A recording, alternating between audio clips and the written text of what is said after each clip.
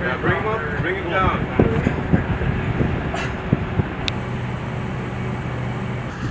I thought you said lock him out.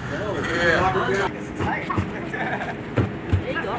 I don't like it, see? Flip it, he don't like it. He don't like getting flipped, sir. 10 more, 10 more. Stop messing around. I believe in you, sir. Too strong.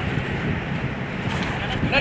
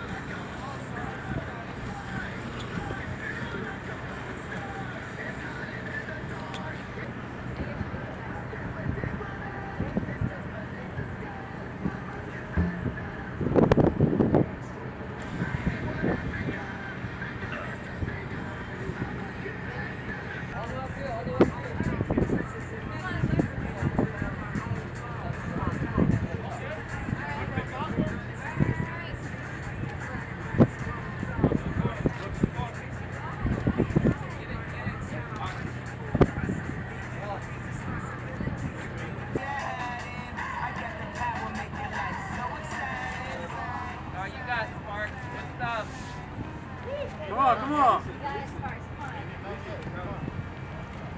Don't let Baker catch.